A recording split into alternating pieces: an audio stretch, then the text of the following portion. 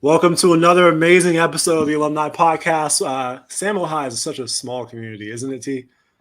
In a lot of ways, it is. So I found this interview through an alumni page on Facebook to set this one up. Yep. This is going to be super exciting. We got Chris Arceo here, and I'm going to lead you into this alumni intro, and we'll come right back. See ya. Let's do it.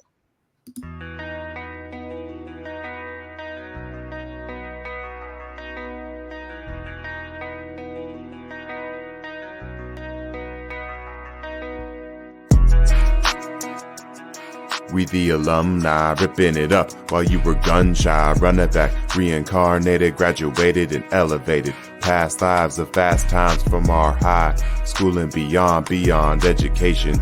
Take a listen, nostalgia's never distant. No disses on this track, we handle our business. NBA, JD, DPT, we got the stack. Hey Jim, it's time to bring our classmates back.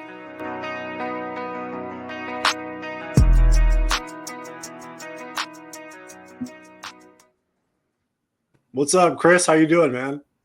What's up, guys? Thanks for having me. Appreciate it. Thanks for coming on, dude. Do you want to drop a little intro as to who you are and what you do? Real quick. Yeah. Might as well get right into it, right? Well, let me make sure we got the Mo High. Got me shining on the camera. Yeah, man. I'm born and raised in Santa Monica. There's three of us. We're three confused Irish Mexicans, as I like to say. Dad's straight from Mexico, Jose. He's from Michoacan, and my mom is Irish from the Bronx. And they met way back in Marina Del Rey at a club, and that was a place called Ruben's Place. And they had the three of us, and we were born and raised, grew up on 4th and Marine. We were the last or the beginning or the first zip code in Santa Monica before it became Venice, or as it became Santa Monica. It's the first or the last, whichever way you look at it. Right. Dude, yeah. That's really cool, man. So you shared some photos with T. Let's take a look at what Chris looks like back in the day, bro. Let's check this out. T. I got a whole gallery here. This guy. I went in. These ones are jokes. That's I was a junior on athletic photos. That's right. Yeah. So that is gotta be 1999 or 2000. Lakers always and forever, but that was at the Boys and Girls Club, and more than half that squad, they all went to Samo. We were all the same year, or 2004. That is I look like I gotta take a shit or something. Yeah. Oh, we got the honey. Honey. This is it's funny because that I still have that picture. Right. That's my ex from high school. We were together from pretty much the end of my freshman year to the end of my freshman year of college. But I was always skinny, still am. But I was so like self-consciously skinny. I had 2 undershirts. I don't even know why I got an Eddie George jersey. That's a Titans jersey. But one of my homies, his name was Oscar. We call him Chiquitin. He saw that I was getting married, and he sent that to me. That's funny. You can see it says, "Don't do it, fool." You could still get her back, talking about it. And I showed my wife, and she was dying laughing. And this is junior year. Yeah, I'm off to the left. Or the other left. Yeah, that's June. Yeah, that's doing all the weird stuff. I'm at the end. Yeah, he's swiping. See? Yeah, there he is. That's me. And then if you go to the middle a little bit, the other side. Keep going. That's my boy Giancarlo Canali. Shout out to him. We've known each other since kindergarten at St. Monica's, and he's been one of my best friends growing up. You should get his brother on the podcast. He's way doper than I am. His name's Alessandro. He's the guy who juggles on a skateboard in Venice Beach. Oh, really? Wow. What? Yeah. He plays for the U.S. men's national beach soccer team. So he competes. Wow. Yeah, and he graduated 2008. He graduated. Yeah, I'll do what I can to plug you guys there. Yeah, please. That was quiet. Yeah, that's your boy in quiet. Let's go. Nice. Yeah, Black and white. the only This guy's reason I fantastic. did it because I got bad grades and as a freshman, and then Frank Gattel at the time was the soccer coach, but he was also a counselor, and he's like, people who knew Frank, yeah, they'll laugh at this. He's like, you're doing choir, and he had this very nasally voice, but he would rip you. I remember him, dude. I remember exactly. He was a counselor when we were there. But he was also a soccer coach, and he prepared everybody on the soccer team from like the late 90s all the way to like the 2000s. If you can handle him, you could handle any coach, because he would just like rip you, just yell at you, like shit on you on the field. But he's like, you're doing choir. So I started sophomore year, and I found out that they did a tournament or a competition in Boston. So I was like, okay, if I move up, where do they go my senior year? And it turned out to be Hawaii. So I stayed with choir. Wasn't any good. I could kind of match pitch and do all of that. But yeah, I'm glad I did it. Definitely an experience. You had to do solos in front of everybody, and my dumbass was because I got class clown at Samo. But so just imagine me trying to do solos in front of everybody, just being a dumbass, you know? That's hilarious. That's hilarious. That's legendary photo album right there. That was good. First on the pod that we had like multiple screenshots of that. Nice. Cool.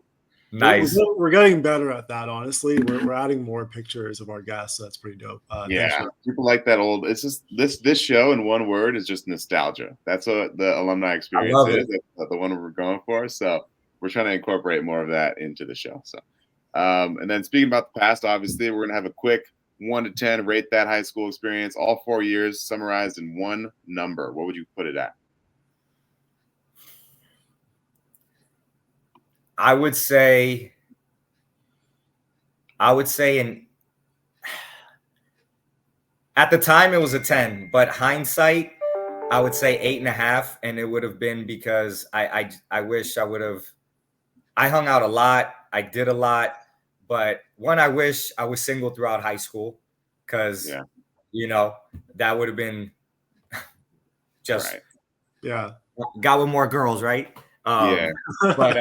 But that would have been tight. And I wish I would have, it would have given me a chance to like talk and connect with more people, but it was a 10, you know, everybody I grew up with that I knew from around the way, anywhere from basketball at the Boys and Girls Club to soccer to, you know, like baseball at Los Amigos. I knew everybody. I knew a good amount of people, not everybody, but I would have wanted to have gone to more parties. And, you know, when you have a girlfriend, sometimes you don't go to parties, you stay and hang out. So that's the only, I give it a 9, because I would have made it a 10 had I been single. Dude, me and Tyler were single our whole way through high school. We did nothing. Right. As I don't clowning just because I'm from Santa Monica, but sounds like, oh, you guys were single the whole time because you guys were just hooking up with each other. But just that too. I mean, I'm not gonna put that down. Hey, you know, like I said, I wish I would have hooked up with I hooked up with so many girls. I just started hooking up with guys. Like, let's do this, you know. You guys were ahead of a new challenge. You guys were ahead of the game, but not like, just a light little, you know, not a clown. All right, hot seat time. Chris is trying to put us in the hot seat right now. I don't like this little. You know what? Hey, you know, that's straight up hotter. That's the reverse Uno reverse. Yeah, the Uno reverse card you just played. That's kind of wild right now. All right, we got 7 questions. You have 2 hall passes. If any of these are too hot to handle, just dish them off. Don't worry about it. And then we'll go through and start the show here. So the first one, Chris, is gonna be, this is too easy, man. Who was your high school crush, and did you ever shoot your shot? You had a girlfriend the whole time. How did that start initially, I guess? High school crush, I'll answer that question. I mean, there was definitely a couple. Should I say their names or like? Say their names. It's been like 20 years. Names. Like who is? If you remember, I remember. Yeah, I mean, you remember them. Amanda Francis was one. Like, but I was like, there were some girls from 2004 that were like really hot. I remember my freshman year. I don't remember their names, but if I saw them, I would definitely remember what they looked like. The seniors, like they were baddies. I had like a low key crush on, and I'm still homies with her on Facebook and stuff. This girl, Christina Reynoso, she was one of my good friend's cousins. That is a hot seat question. Nothing comes to mind, but besides those two. Okay. Yeah. That's fair. I think that's good enough for now. It'll come to me later. But how I met my ex was I came out as the main chambelán in a quinceañera for one of my soccer coach's sisters. Okay. And her name was Angie.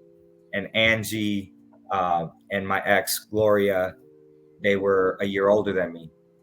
And I met her at the quinceañera, and then, I got super sprung, and I was like, she's an older girl, and this and this. And I see it.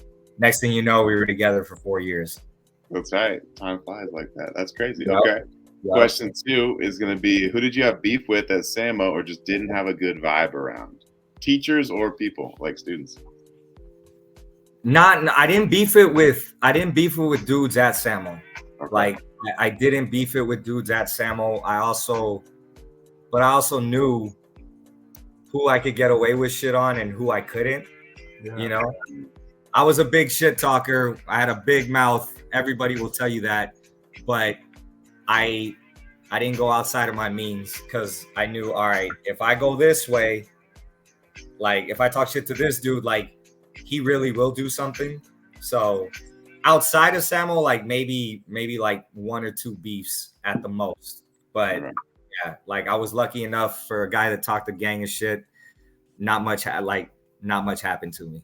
Definitely that Irish side, just the shit talking, like the McGregor in you. Just it could be that I was like I was just a shithead. Like I was just a shithead, like straight up, but I didn't give it to anybody that I didn't like clown or talk shit to anybody that like couldn't defend themselves, like that couldn't give it back to me. But I definitely went. If someone threw a little jab, I would just go for a hook. I would just throw a shot to like knock them out, which is, I mean, I was a teenager. It's what you did, Yeah, I feel it. If I did hurt feelings, which I know I did, I'm definitely not the same person, and I apologize to everybody out there. That's right. We're gonna get him on the show next week. We're gonna do a rehash of the whole thing. Yeah, do it. Episode of Mario or whatever. Question 3 is going to be, did you do drugs and drink in high school? Or if so, when did that start in the high school career? What was your take on that stuff? Yeah, fools started drinking like sophomore-ish, but really like junior year, it was like, all right, let's go to Eddie's Liquor on fucking Pico. Not Eddie's. Not Eddie's, A&E. Which is down the street. It was like on 22nd and Pico. I know what it is. Yeah, it's right across the way from Virginia Park. Okay. And I had a goatee from the time I was like a sophomore, so I could walk in there, make myself look kind of big with 2 or 3 undershirts. The Titans jersey. That fucking Titans jersey. So yeah, like I smoked weed. My first time ever smoking weed was my beginning of sophomore year at one of my friend's cousin's house right before the Venice versus Samo football game. And you know what happens when you smoke, you get all paranoid. And I was like, yo, first off, like there were fools from Venice there. There were fools from Santa Monica there. Jeez. And I was like, I'm going to get caught in this crossfire. Like, there were gangsters on all over the place. I was like, oh shit, they know I smoke weed. Like, and then I think I saw Frank Gattel there, and I was bugging out, and he's like, what you up to, Mr. Arceo? I was like, nothing much, Frank, and I just turned around the other way. Yeah. So, So, but I didn't smoke weed all that much. Every once in a while, but drinking was like, yeah, let's do it. And then other stuff, not till later. Like, Okay. yeah, I don't know. I'll tap into whatever. Like, I'm an open book. So, yeah. All good. We can, if it happens, it happens. But we'll keep moving on here. Okay. Next hot seat question, diving into the finances. Are you currently north or south of a 6-figure income, sir? North. Nice. North. I'm lucky and blessed enough to be north of 6. Nice. Yeah. Good shit. Question 5. As of this podcast, this kind of depends on who's if you went to grad school or not, but as of this podcast, is your investment portfolio larger than your student loan debts, if you have any? Fuck no.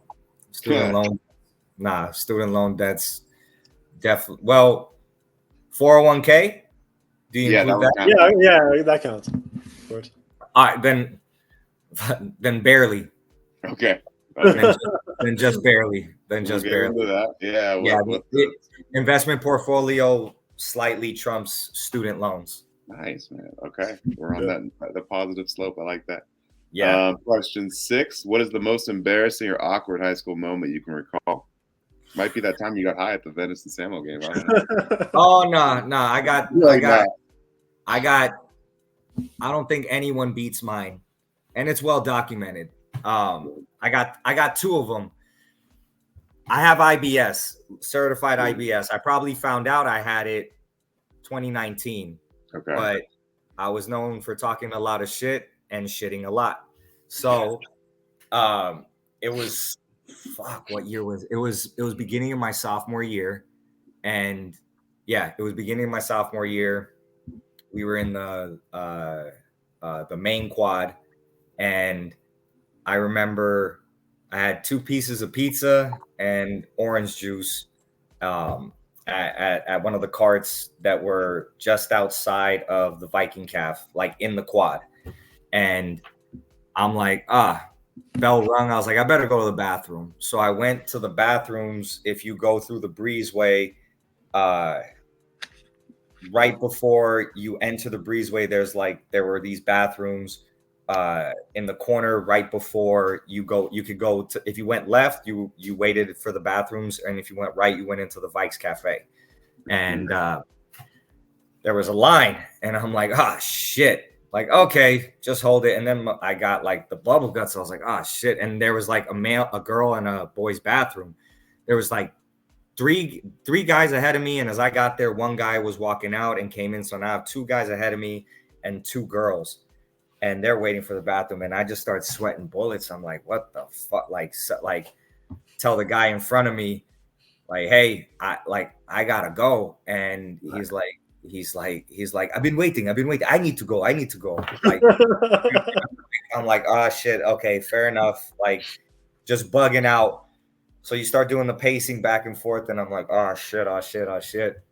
And I was like, all right, I'm gonna try to run to another bathroom, and then I didn't make it past the breezeway, and I was like, oh my god, like I had to like stand like that, and I'm like, oh my god. And my ex Gloria at the time, like we had gotten together in May, and this is like literally September, like first week of school, second week of school, and she was out of town. I think she was in Guatemala, so she wasn't there yet. But one of her best friends, this girl Daniela, comes up. Daniela Vega, she comes up, and she used to call me Cracker, white boy, white Mexican. She, hey, what's up, Cracker? I was like, as soon as she said that, I was like, and like I shit myself right in front of her in my pants, and I was like, I just shit myself. And she was like, I just shit my pants. And she goes, you're so funny. And she walks away. I see that there's one dude left. So I was like, all right. I had to walk past these 2 girls, stand next to them. And I was like looking at them, and they like looked at me, and I was like, yeah, homeboy smells like shit in there, right? Like it's all bad. And then this dude, Matt Cox, my year, he walks up and he's like, hey, yo, there's a big ass. Hey, it smells like shit over here, dude. And he walks away. And I'm just like, yo, this is the worst. And finally, I get into the bathroom. I take everything off. Luckily, like, it was just my boxers, not my pants. So cleaned up. and bell rings, and I'm just like low-key tearing up, like frantically, oh my God, like, yo, I just shit myself. How am I going to get out of this? And made sure I just stayed in the bathroom, waited till lunch cleared out, which was like 2 minutes later. And I know people are probably going to ask, no, I couldn't fucking hold it. It was an emergency. I can't hold it. I'm not built like other people. I had to shit my pants. I did everything I could. So no, I couldn't hold it. I walk out, and lo and behold, there's Frank Gattel. And Frank, first thing, like I walk up the stairs going into the the history building. Yeah. Walk up the stairs, and he's like, why the fuck are you not in class? What are you doing? I was like, Frank, I just shit my pants. And he like looks at me, he like put his ear down. I was like, I just shit my pants. And he goes like this, come with me. And he took me to, like, he gave me a detain pass, like he showed me love. Like I was like, yo, as soon as I can go home, I just want to go home. Right. Luckily, no one knew about that till later. And then the second most embarrassing was similar story. We played Hollywood High School, my senior year of high school in soccer. We had the first game at 3:00, and then JV had the second game at 5. Everybody on varsity, because Hollywood High is on Hollywood and Highland, right, to the In-N-Out there. So we went to In-N-Out, came back, and I know my stomach now. I know what to eat and not to eat. I just ate whatever back then. So 2 double-doubles, crushed it. We're on the freeway after the JV game, and I didn't go to the bathroom before we left. And I tell Frank, like, hey, yo, Frank, we're on like La Cienega, and it starts bumping, and I start getting bubble guts. I'm like, hey, yo, Frank, we got to pull over. I got to take a shit. I got to use the bathroom. And he goes, and I'm in the back of the bus, and he goes, turns around, and the bus is full. He goes, nope, learn to hold it. I was like, Frank, and I picked up a bag, and I was like, Frank, I'm going to shit in this bag if we don't pull over. And Frank called my bluff, and he's like, you do what you got to do, big guy. And I'm like, okay, I'm shitting in this bag. He goes, no problem. I shit in the bag. No one believed me. I picked the bag up, and everybody just threw their heads out the window, and they're like, my boy Ross Cooper, his brother is Kyle Cooper. You might know him. Ross Cooper was like in the seat in front of me, and he's like, oh my God, you smell like shit. And like, so yeah, but damn. Okay. After so they call me long, short story long. Short story long. You guys signed up for this. I changed the title of this episode to Chris Arceo Show, quote, I was known for talking shit and shitting a lot. So that is the direct quote we're going with for this. Everybody will be like, that is on track for sure. Dude, that's hilarious. First of all, that's the best story that was ever told in this podcast, I think. Oh yeah, trying to get ratings. Yo, way back in 2005, my boy over here graduated high school. We don't know who his principal was. What house were you in, Chris? I do know. I found out it was Strauss. Okay, all right. I think it was the short lady. I think. I'm pretty sure it was the short lady. Fuck, what house was I? Oh, I'm pretty sure I was S house. Okay, all right. We'll roll with that. I'm pretty sure I was S house. All right. Well, we have grad night at school at that time, right? Like the same as us. Like we do like the tennis courts, and they put everything up. All right. Well, you graduate, you shake the hand of the principal. You go to grad night, and it ends at like 5 a.m. or something. And then you go to sleep, and you wake up, and you're a high school graduate, and you're not seeing your friends every day that you grew up with, basically. And it's time to start adult life, right? And a lot of us lose contact with each other. And the whole premise of this podcast is very simple: is what has everybody been up to since the moment that they graduated, all the way until they got into this seat. I think for you, it's like almost 21 years later. No, 19. It'll be 20. It'll be our 20-year reunion. Our 20-year reunion is next year. Next year, okay, that's gonna be pretty epic. This will be pretty cool to play for your classmates. But from that time until now, Chris, and the floor is yours. That fuck. Right away, it was like, all right, summertime. I was working at Staples on 16th and Wilshire, and I did get accepted to this small university called Notre Dame De Namur University, and I had found out in like April-ish that I was going, but I was going to play soccer. So it was a lot of prep with his name's Omid Shukafande. I'm like still one of my best friends. We've known each other since we were 6. Him and I were training because he was going D1. My school was NAIA, but transferring to D2 my incoming freshman year. So it was like, and I always had it in the back of my mind, like I didn't want to go to a JUCO because, and for me at the time, I would have gone to SMC if SMC had a soccer team. Because it would have been the right move. But side note, SMC didn't have a fucking soccer team because I guess a couple years before they got into a fight. They snuck a keg or something onto a bus and they got into a fight and they suspended the program, which only years after did they re-implement. They have it now. Yeah, they rebooted it for sure. Yeah.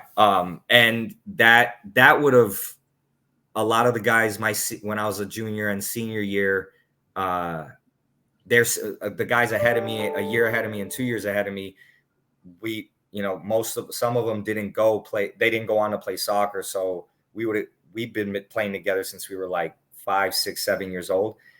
It would have been super dope for all of us to like go on to the next level, still party, still go to junior college and still play soccer together.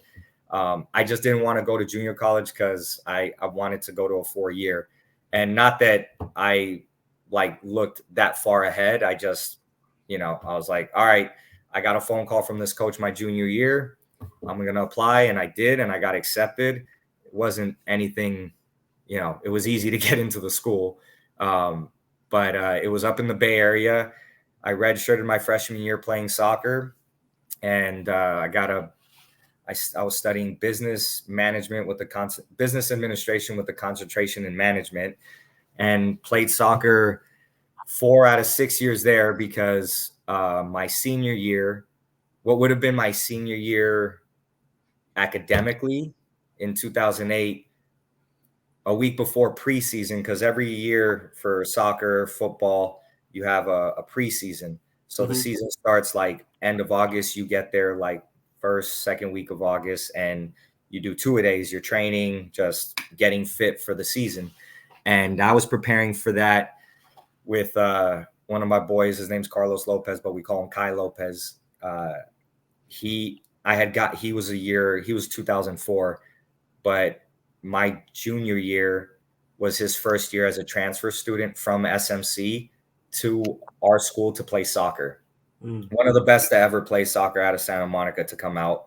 So now we had a year under our belt. We're training together. It's a week before. It's Tuesday, August 5th. I'll never forget it. We were supposed to leave August 11th, that Sunday, to drive up together. And at the Santa Monica Airport field, I went up for a header. That I won the ball, but dude's forehead just broke my face, just smashed everything here. So this is all titanium. Yeah. So I had to take a medical red shirt.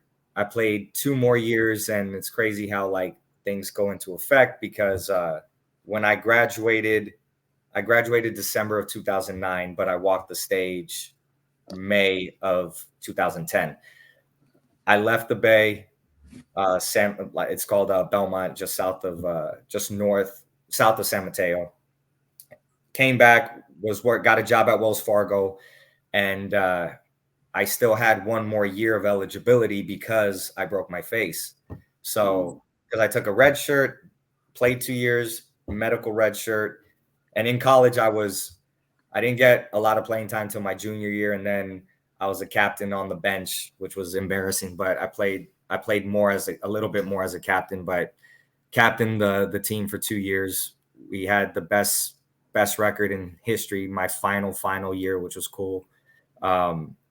I had 1 more year in 2010. I'm working at Wells Fargo right next to the In-N-Out and the Costco on Washington. Oh yeah, I know. Because my dad, he still lives there. He lives over there by Venice and Centinela.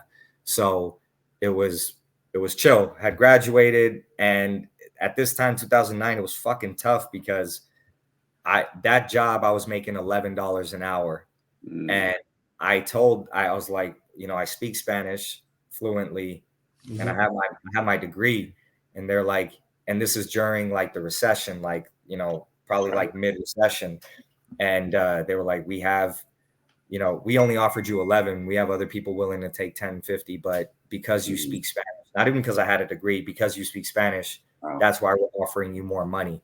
So it was tough. But I ended up talking to an old alumni from my college who also played soccer, and he just so happened to be the branch manager, one of the operations managers at Wells Fargo that was down the street from my college. So I went back, got accepted for my master's, because if you have above a 2.5 GPA, you automatically got accepted to the master's program. So I was like, fuck it, might as well. And my plan was work the master's program, but withdraw and just play that last season of soccer. And it's crazy how things work, and I'll get to it. I ended up working on my master's and working at Wells Fargo from 2010 until 2013. And I ended up not getting my master's because I got fired from Wells Fargo. And there's like a documentary on it. I don't know if you guys remember, there was like a lot of sales pressure. People were like gaming the system, signing people up for credit cards and loans, stuff like that. Yeah, we got sued for that, I think. Yeah. Yeah. So Wells Fargo, I was a part of all that.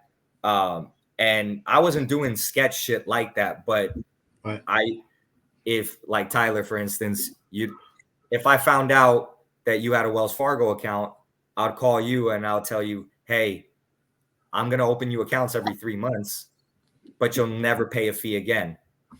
And any overdraft fees that you have, I'll take care of them.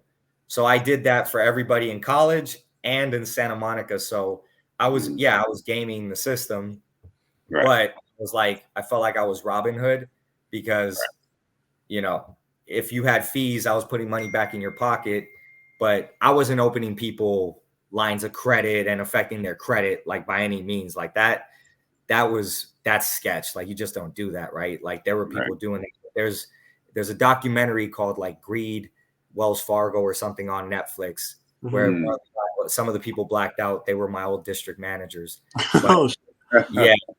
So I ended up getting let go on like first or second week of January of 2013. And by this time I'm 25, about to turn 26. And I had been playing on a competitive men's soccer team up there. That's like, the level that it could be compared to would be like 4th or 5th division below the MLS. Like guys were good, but it was like competitive Sunday league, right? Like no one was getting paid, but it was guys from all over the Bay Area, from like colleges like UC Berkeley, Stanford, Santa Clara, junior colleges around the way. So like we had a great group of guys that were all ballers. Some that went to big universities, others that, just played soccer and they didn't take school seriously. I ended up finding out that one of them, my boy Grant Robson, he played for Cal State Monterey Bay. I was like, where's Grant? And they're like, oh, he's in New Zealand. He's playing top division in New Zealand for the worst team. And I'm like, and Grant's faster than me, and he's like, he could last longer running than me, but I'm definitely a better player. He might argue that now, but everybody else will tell you I'm definitely better. I was like, well, if he could fucking do it, like I'll for sure be able to do it. We were different positions as well. I was a center mid, he was a wing. But I hit him up, and it's like I had to make a decision. Do I try to get a job and still work on my master's? I was 3 classes from getting my master's. I had to take 3 more classes, or 3 semesters. 3 semesters sounds more appropriate. I was 3 semesters away from getting my master's. I was like 9 classes away. And I hit him up on Facebook, and he's like, yeah, dude, come out. I'm in Wellington, New Zealand. New Zealand's 2 islands. Yeah. But in part of the north. It's on the south side of the North Island. Right. And yeah, dude, I was like, talking to my uncle, and he was like, well, if you don't go, you'll always live with the regret that you should have gone. And he's like, you know what's here, you know, you'll get your master's, you can do that, no problem. Like you've been doing school forever, like you could take a break. So got my plane ticket, and yeah, for that I started training, taking it serious, and I landed there like the last day of February, and Grant and I, we had gotten signed to this team. It was their season is September to February. I got there at the tail end. I got there, you know, when the season was ending. But in the off season, they have 3 separate leagues. They have the Northern League, Central League, and Southern League. We played in the Central League for a team called Wellington United. And one of the guys that Grant and I played with, his name was Brian Little. He's Scottish. His brother was the coach. So Brian was like, yeah, Chris and Grant are good players, this and this. We have some scrimmages. We had like 5 or 6 scrimmage games. And it was like the nickname kind of floating around was Captain America, because we were the American guys, like American cunts. Like we were those guys. And we had a good showing. I had 5 goals, 4 assists in the 6 preseason games. Yeah, that's really good. Literally our last training session, 3 days before our first game of the season, we're running on the beach, and I pulled my groin, and it was just like devastating. So I lived there for 6 months, played the season. I got back after 9 weeks because I like tore it pretty bad. I got the Golden Boot Award for the team, and with like 4 goals, I only played half the season. And then like still frustrated because my groin wasn't fully healed. It got injured. Mm-hmm. And as I was living in New Zealand, I was working as a bartender / waiter at these 2 Mexican restaurants, and also playing. So like I moved out there completely to like chase the dream. Right. Chase it too late at 26. Hindsight's 2020, right? Nostalgia. Had I just taken Samo more serious, had I trained harder at Samo, maybe I definitely could have gone earlier. And one of my boys from college, he played for the Philippine national team. His name's Anton Del Rosario. He's like, yo, I see you doing your thing down in New Zealand. Come up to the Philippines. Because it was the end of the off season, and I wasn't getting any looks from the top team, the teams from the first division, right? Okay. Like for the actual season in New Zealand. So I was like, all right, like let's fuck it. Might as well. I'm already on this train. And 6 months, even though it went by kind of slow, like it just went by like that. I love my time in New Zealand. It was shitty though, because I left San Francisco during the cold time. And I got to New Zealand at the beginning of their cold time, because they're backwards. Their spring is September to August. And Wellington is called Windy Wellington. So it was cold as shit for these 6 fucking months, which like I didn't get to enjoy really the good weather. I go to the Philippines, that all changed. It was humid and hot as shit every day. I love that weather. And I signed for a team called Manila Jeepney. It was a 2nd division team. And I mean, I was just better than everybody, but I was still like most people, not everybody. I was better. Like I was impatient. I was like, I should get a better contract. I'm better than these guys, but I shouldn't have to put my time in. I just thought that once they see me play once, they'll give me a contract. And, you know, it wasn't like that. So I signed for this team, Manila Jeepney, 10,000 pesos a month, which was like $250 a month. And yeah, so I played, they had a cup or a tournament from September to December. And I played in that. And the season was going to start in January. And I wasn't happy, but I also didn't go about it the right way. If with all good things, you have to put in your time. And in their eyes, they're like, you only been here 2 months, 3 months. But in my eyes, I was like, I've been doing this since New Zealand, you know, and I'm hiding this injury because you can't tell teams that you're injured, because then they'll be like, okay, I don't want to do that. Plus, I was a foreigner on an American passport. You had to pay more in the Southeast Asian countries. You had to pay more for a foreigner tax. So it was difficult. And I didn't want to wait. So one of the guys there says, he's from Australia. He's like, oh, I can't. He's like, I'm going to Thailand. And I was like, all right, let's go. And he's like, true, bro, let's go, mate. Like, fuck yeah, mate. And we ended up going. Go to every country you played soccer. I love this. Yeah.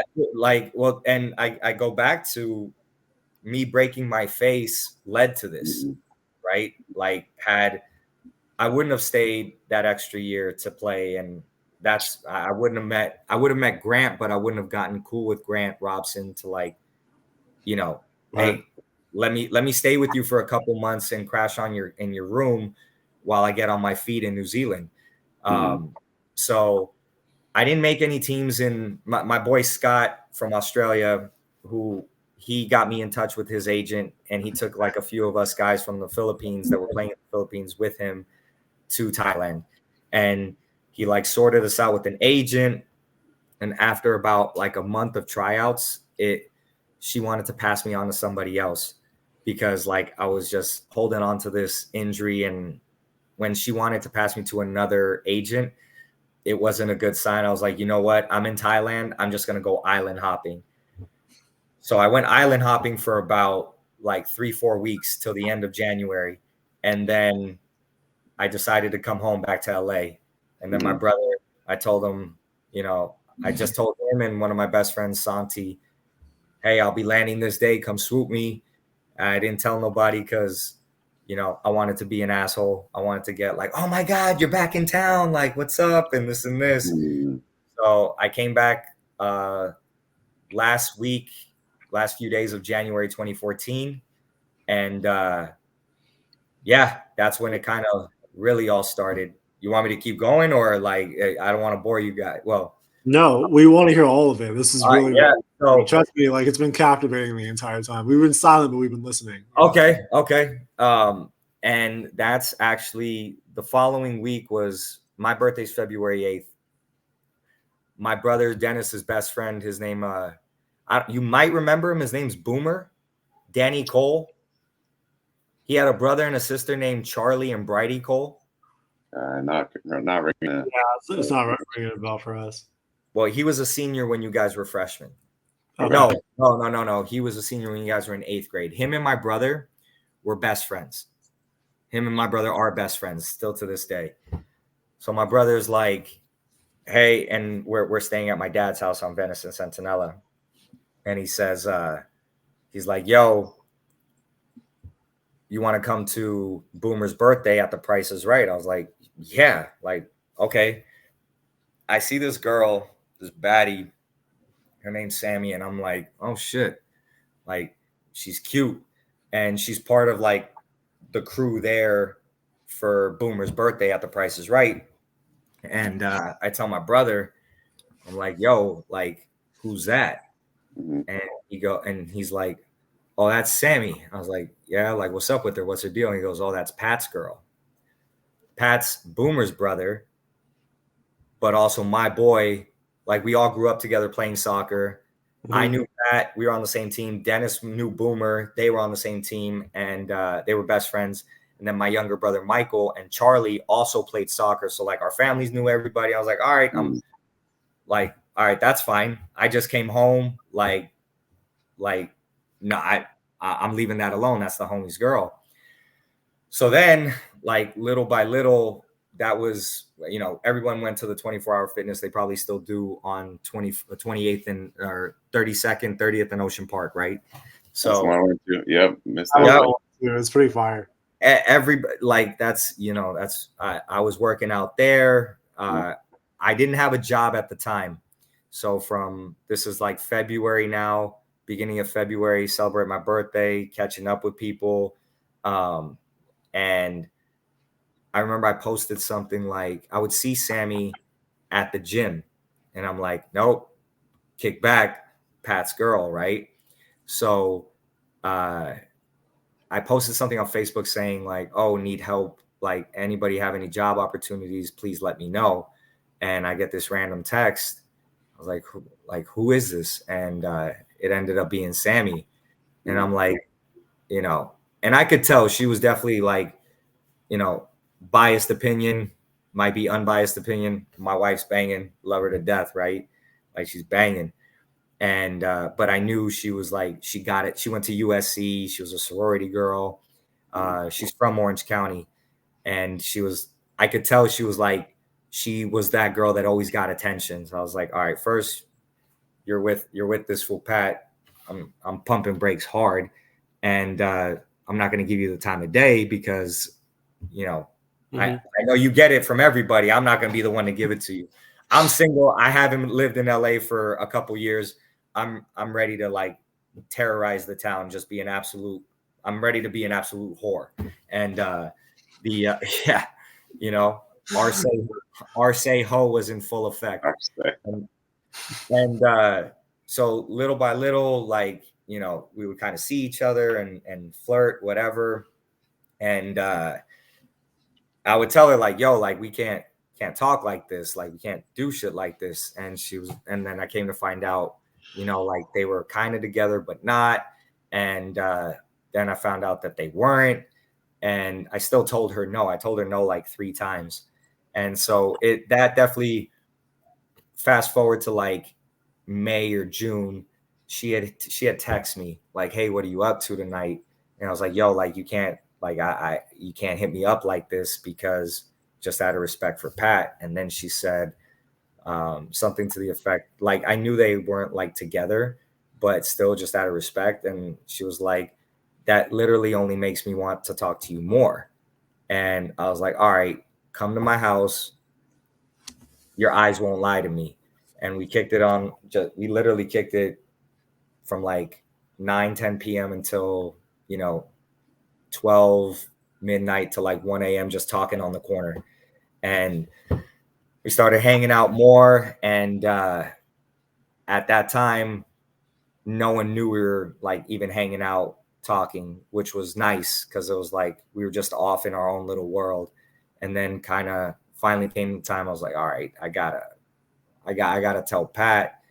And I didn't tell him in the right way. I told him like, yo, we had gone out on a date, and I told him like, hey, we went out on a date. You know, it was a bet. I'll kick back on seeing her. And I had no intention of saying that, of not kicking back, right? But I told him that, which was fucked up on my part. I did tell him like, yo, we went on the date or whatever.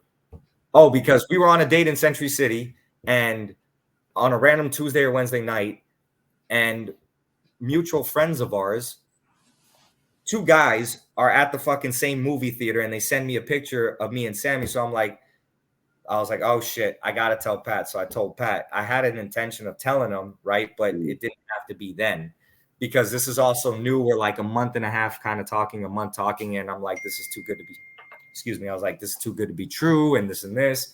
And but then my next question was like, why the fuck are you 2 fools over here watching like a movie together on a Tuesday night? Yeah.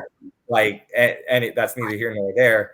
So I told Pat that. And then after like a couple weeks later, I called him again to tell him. And that, you know, I definitely understood where he was coming from, because from everybody else's position, it looks like, oh, this fool just swooped in and didn't say shit, right?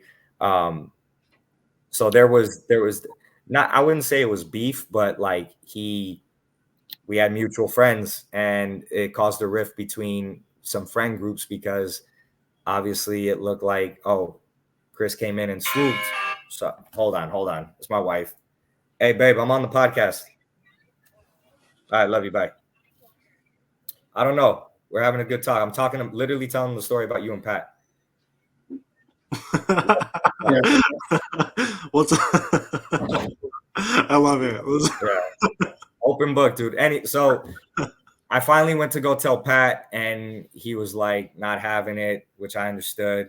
And just little by here we are now. I got 2 kids with her. You know, we got married December 2018, and then had our first kid, my son Cal Cristiano, because I love Cristiano Ronaldo. Cal Cristiano, January 20th, 2021. And then my daughter Carter Kathleen. My mom is Kathleen. This is her. You kind of see her. Okay. She passed away in 2010. I was 23. Dennis was 21. Michael was 19. She was 47. So like obviously, it was really special when I named my daughter Carter Kathleen, and my daughter's turning 2 November 4th of this year. Okay. So like, you know, Pat and I are cool. Obviously, it wasn't like a hit it and quit it. You know, like I truly, like, you know, I'm married now. You know what I'm saying? Yeah. And like, you know, we were 27 at the time. We just had 10 years together, like right around July 7th was our anniversary. So yeah, man. I got a job finally July-ish, 2014 at US Bank on 14th and Wilshire, and just struggling, right? Like credit cards maxed out, like obviously didn't make a whole lot of money over there in playing overseas, but I was chasing the dream. So I just fell back to what I knew. And that was, I was a business banker, worked my way up to business banker at Wells Fargo. I became a business banker at US Bank. That's what they hired me on to do. And we're living in Santa Monica. We moved in after like 6 months. We moved to, you know where the 7-Eleven is on Sawtell and Santa Monica? Yeah. So we moved like right across the street there. I paid like the homeless crackheads outside to like watch my car and stuff, and her car, because like I'd buy them stuff from, because like that, I'm not gonna, you know, they're out there, they'll make sure everything was good. So I'd buy them stuff from, you know, 7-Eleven and all that. And then 2016, one of my best friends from college, his name's Manny.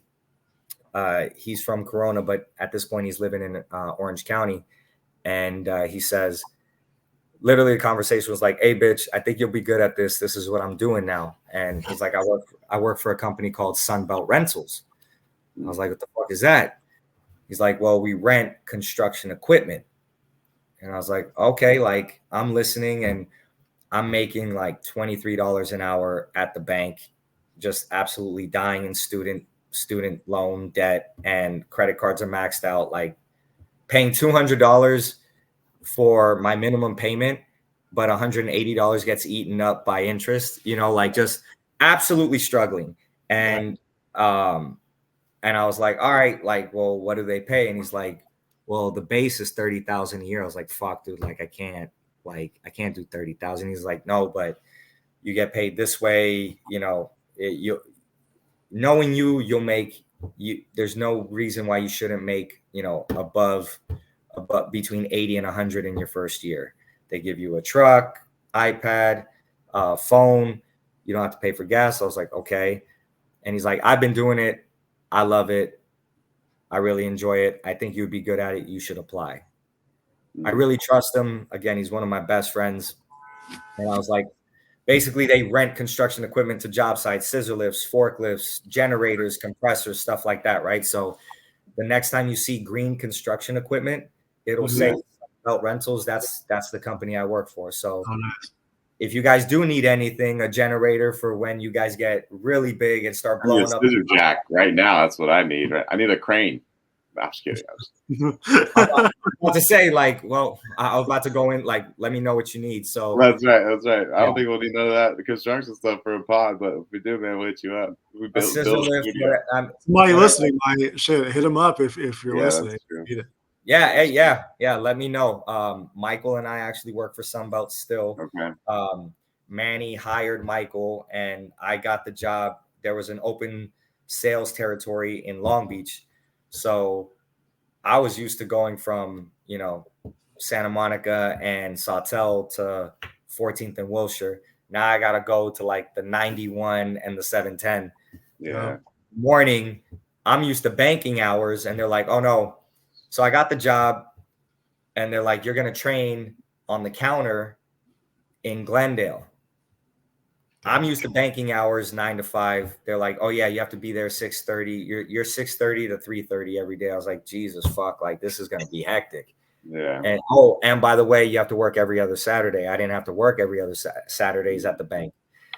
So I was like, okay. I did my training there from April 2016 to August 2016, and it's called getting put in a truck. So I finally got put in a truck. where I'm able to go to job sites and offices and hit up customers. So it was the best decision I ever made. I was able to hit 6 figures that year. I just broke 100. And I've been with the company since 2016. and 2019, I came over to what's called the power and the HVAC division, so industrial climate control. So if you have, let's say like a hospital right now, I have a project that a hospital, their chillers are what provides cooling to their building. Mm-hmm. If that unit goes down, I have temporary chillers to be able to supplement that cooling while they get their other permanent unit online. So yeah, it's and it just goes to show you don't know the point of the podcast, right? Have no idea that I was going to be on this side of things. I didn't know I was going to be in sales. I didn't know I was going to, be in rentals and HVAC for that matter. Like most of these guys have mechanical engineering degrees, and I'm just a shit talker from Santa Monica that, so I've been doing it. Been doing it. I enjoy it. And Michael, my brother, he works for them. And my wife is starting her own. She's starting her own business. It's called Bodes, and it's basically she might be upset if I describe it this way, but like Uggs they're seasonal, right? So in the winter, in the cold months. So she's putting something together for like athletic wear for on the go moms. So something you could slide on, sweat wicking. So it's slowly but surely coming off the, like gaining traction, if you will. Right. Damn, send me a sample. I'll rock those on the pod next week. Let's do it. Let's go. Pregnant women, I don't care. I'm gonna wear those shoes. I don't care. Hey, you know what? It's gonna be like walking on clouds, baby. That's right. So, no, I appreciate it. So that's man. That was the I'm really excited about the 20-year reunion because at our 10-year it was 2015, and dude, it was embarrassing because I had spoken to the girl who was putting everything together via Facebook. She was like, "Oh yeah, it's like $75 or something like that to go to Busby's East on Wilshire in Beverly Hills. But that's like for drinks and appetizers." I was like, "Well, I just want to, what's the after?" She's like, "People who want to do that will pay, and then we'll go to the bar next door, and that's free." So the girl, and I'm like, still butthurt, clearly 10 years later, but I go there. I don't eat anything because I couldn't afford it. And I brought my girlfriend at the time, and I literally couldn't afford like to pay that. And then she said, as I'm waiting in line to go into the bar, the bouncer stopped me and she goes, "Oh, no, he has to pay." And I'm like, "What? Nah, what do you mean? You said this is free." And she's like, "Oh no," like everybody else was going who had paid, and other people who weren't part of like the reunion, they went in because it was just a bar. And she's like, "Oh no, like they have to pay." And I was like, I was too embarrassed to say anything. So I just left because I couldn't even afford like the $50 to go into the high school reunion, but I mean, I still keep in touch with a good amount of people from childhood. Like we're always together. Not always together. Like as you guys get older, I'm sure you guys notice, especially with kids, that takes precedent and priority. So you're always, what's the kid's schedule and stuff. And, but yeah, so like we still hang out a lot, but I'm really excited to see everybody that I either didn't get to see from the 10-year or just people who I haven't seen for 20 years now. You see people on Instagram and Facebook. So it's nice to connect with them, but I'm definitely looking forward to it. So that's like a compacted 30-minute version of my life of the last 20 years. You're one of the best talkers that ever came on this podcast. Like me and T didn't have to insert anything. You just told your story from start to finish. It was really, really thorough, and props, man. That's epic. I can see why you're probably good at sales because you have a good mouthpiece on you. Good mouthpiece, no homo, no Diddy. Yeah, exactly. Dude. Hey, I'm humbled, man. Thank you. I appreciate that. I appreciate that. Sure. I would say the mouthpiece comes from my mom and my dad because Right. New Yorkers. Tyler, ask your mom if she remembers my mom. I'm pretty sure your mom and your dad would. I mean, she was fiery, very, very thick. What people would think out here is thick New York accent. And New Yorkers and people on the East Coast in general, compared to people out here in California, like I compare it to, you could sit on a bus stop in New York and sit down next to a person, and that person would say to you, like, man, look at all this traffic. Like, when's the bus gonna get here? And that person, me, or that person from New York or just on the East Coast, they would engage in that conversation. That would definitely not be the case in LA, right? Exactly. They'd be like, oh, why are you talking to me? Who the fuck are you? Exactly. So, and my dad, forget about it. My dad is like, he's the Mexican mouthpiece. He talks to everybody. But it's a good thing.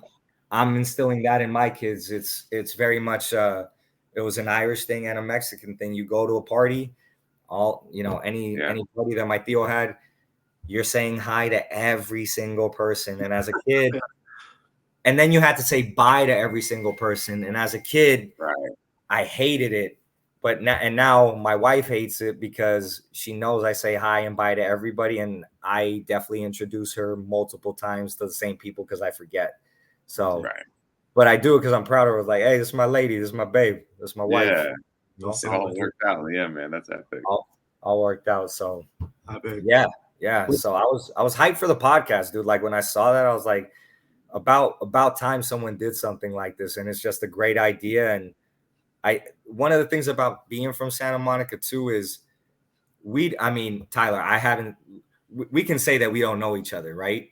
But and Jim, you too. But if you were to tell me at a bar that you went to Samo, like I'll buy you drinks, we would show each other love. Right. And that's very much like not a lot of people have that. And if you say you went to Samo, it's like, oh, what year? Like people will show you that love. Like there's a dude named Cyrus from he was on The Real World. I don't know if you guys remember him. We had an Osiris. I'm familiar. Yeah, we have Osiris, but not Cyrus. Nah, this dude, his name is Cyrus. Okay. And Cyrus has to be, he's easily like 15 years older than me. Okay. But he went to Samo and I would see him, I recognized him from TV, and then I found out he was from Santa Monica, and like you would see him at you would see him at 3110 sometimes, maybe Circle Bar, Main on Main back in the day, you know what I'm saying? And like I said to him, I was like, yo, I recognize you from the show. I also went to Samo. And he was like, yo, you went to Samo, and he showed me love. Like it's very much like it's a Santa Monica thing. Oh, you guys will enjoy this. So in Santa Monica, we say, oh, like this fool, that shit was humor. Exactly, bro. That's like our slang. Hey, my wife, she's from the city of Orange. She went to a high school called El Medina High School. Her homegirls, we have homegirls, they have girlfriends or my friends.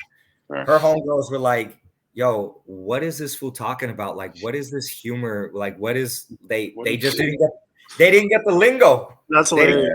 They didn't get the lingo. So it's man, it's a Santa Monica thing. It's a West Side thing. You're bringing me back because I haven't used the slang in a long ass time. So you can't. You're a lawyer. You know what I'm saying? Right. He's too high up there in the lawyer world. Yeah. You'd be surprised though, bro. You'd be surprised out there. Lawyers. I just watched the Lacey Peterson documentary. Oh, I saw that too. It's crazy. I've been on, I don't know why, but I've been on these like homicide, like lawyer documentary kicks. So those trials are so crazy sometimes, especially with those high profile cases. Man. Yeah. There's a lot that goes into it. That's wild. I'm gonna stay in my arena on that one. What's your arena? I do civil, personal injury. I do defense right now. But do you know Ryan Danestrat? What's his last name? Danish rad Persian dude. I think he went to he graduated 2007. He's from the Valley. Man, I see so many. It sounds familiar, but I can't put my finger on it. Well, we'll talk after. Well, one of my friends, he needs a personal injury lawyer or a workers' comp lawyer. Oh, my brother, dude. My brother will hook him up. All right, Tyler, please connect us. Yeah, I'll get you connected. Yeah. All right, let's send this fool into the lightning round. All right. Yeah, the lightning round. It's been a minute. Let's get that. I've been waiting to say that for a long time. Hold on. Yeah. Who spelled lightning that way? Is that how you spell lightning? That's T. No, is that not how you spell? I don't know. Double check. Hey, take the E out, T. Hold on. There's an E in it. Right? Am I crazy? No, there's no E. Yeah, take the E out. Whoa, wait. There's a grammatical. Recognize it too. There's a grammatical error there for sure. All right, I'm gonna fix it. Hold on. It's a lightning. All right, we'll fix that later. Lightning. It's enlightening. Okay, that's what this is. That's what it is. Enlightening. That's what it is. This is a spelling lesson for young people. I won a spelling bee in 6th grade. Oh, and I should have mentioned this a while ago. I was a Catholic schoolboy growing up. I was St. Monica's, then kindergarten to 5th, 6th to 8th. I was at St. Joan of Arc, and then I went back to St. Monica's first semester freshman year, and then I got kicked out. And then I went to Samo. But I knew everybody from the Boys and Girls Club, so I was good when I got to Samo. Everybody at St. Monica was like, "You're gonna get jumped because you talk so much shit." Fair enough. Let's get through this pretty quick. We got another pot in 10, so let's get through this lightning. Yeah. Sorry. You're good. First one's gonna be best off-campus lunch spot to eat. I like to go. I would go to Amici's. Oh man, I think that was before us. Yeah, is that Italian? Amici's was where the Chick-fil-A's there now. It's on Lincoln. It used to be a Taco Bell, but across the street was Amici's, or you just went to Pollo Loco. Yeah, Pollo Loco.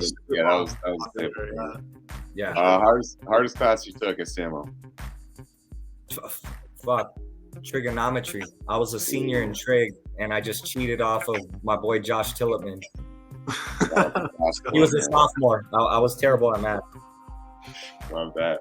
Which year of high school would you most like to relive if you could wake up tomorrow and do that full 12 months again? Senior year. Easy. Right, I'm taking that question out. It's too fucking easy. Yeah. All right, next one's going to be, would you rather have a late start Wednesday or an early release Friday? Early release Friday. Who was the hottest teacher at Samo? Coach Black. We love Coach Black. Hey, shout outs to Coach Black. Last lightning round question, or lightning with an E in my case, is going to be, what song on our high school playlist, our high school era, is still on your playlist today? Oof. Oh man. I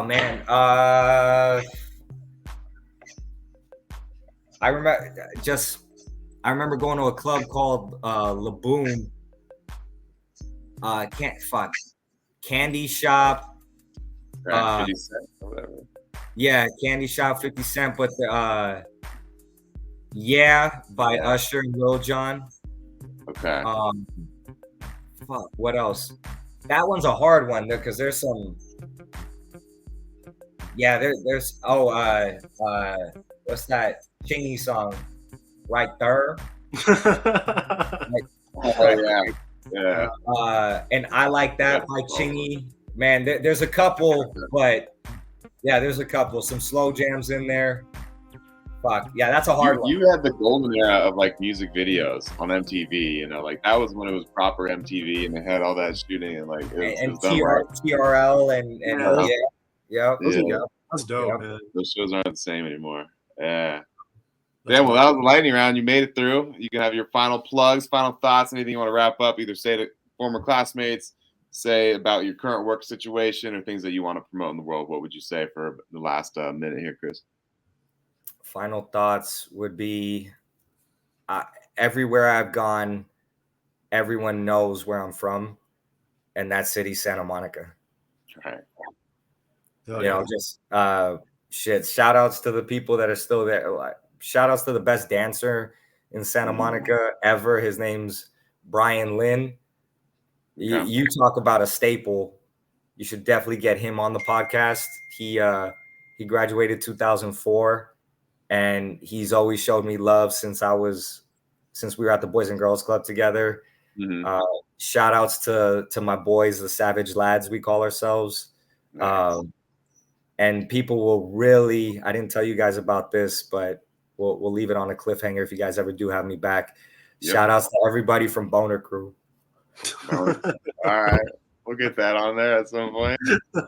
Hashtag Boner Crew. That's a good way to end the pod right there, Jim. What do you think? Oh my God. Everybody leave it at Boner Crew, bro. I'm gonna leave that like where it's at. Hey, BNK was the crew. It was BNK. We used to be like, when I say boner, you say crew. Boner Crew. Hey boys, I had a great time. I know you guys watch your other podcasts, but this is a great idea.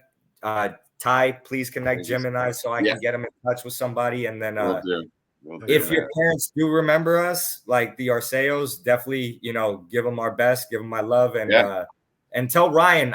I'm pretty sure Ryan, if you show him a picture, because as soon as I saw Ryan's face, and as soon as I saw your face from like back in the day, I was like, I remember you running around at Los Amigos. Yeah, I'm sure you remember that too. And I 100% remember Michael now that you say that too, because you look a lot like your brother. So yeah, that'd be fun. Yeah, fucking Michael. Yeah. So, but hey boys, this was. I wish you guys nothing but the best. I really love the idea, and I would say guys that you want to definitely get Alessandro on here. I'll plug you with him. Okay. Yeah.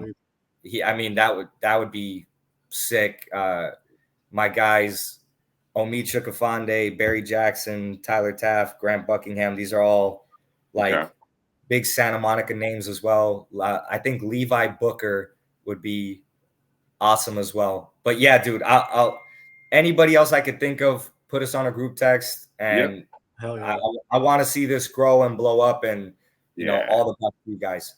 Appreciate that. Kind words, man. I really appreciate it. I know our boy Chris Arceo. We love you, man. And that's the end of this pod.